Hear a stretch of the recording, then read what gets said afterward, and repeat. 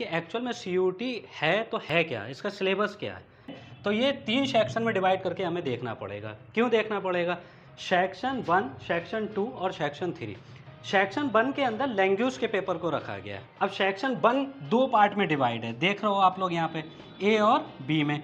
ए में ज़्यादातर वो लैंग्वेज रखी गई हैं जो इंडियंस हैं, जैसे इंग्लिश है, हिंदी है, पंजाबी है, बंगाली है, तेलुगु है। तो ये कुछ लैंग्वेज जो 22 ऑफिशियल लैंग्वेज कहलाती हैं ना, उसको सेक्शन 1 में रखा गया है। सेक्शन 2 में ज़्यादातर वो फॉरेन लैंग्वेज, क्योंकि सीयूटी के अंदर या सेंट्रल यूनिवर्सिटीज़ के अंदर जो एडमिशन लेते हैं वो एनआरआई भी होते हैं, फॉरेनर्स भी होते हैं, हर तरह के लोग होते हैं।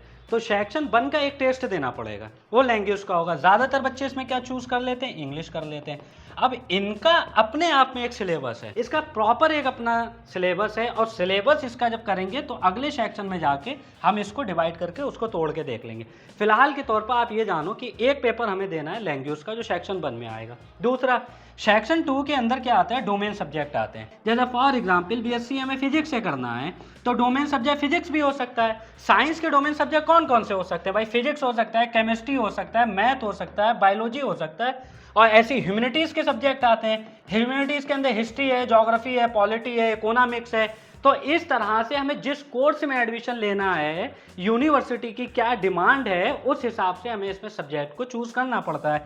इसमें अप्रॉक्सीमेट 28 के करीब डोमेन सब्जेक्ट हैं, 28 से प्लस ही हैं। उसके बाद जो तीसरा पेपर हमें देना है, जो सबसे इंपॉर्टेंट है, वो है सेक्शन 3, वो है जर्नल टेस्ट का।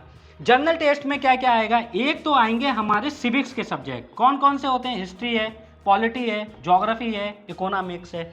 उसके बाद करंट अफेयर हो गया, एक तरीके की रीजनिंग हो गई, और मैथमेटिक्स हो गई। इतने चीजें जर्नल टेस्ट के अंदर पूछी जाएंगे।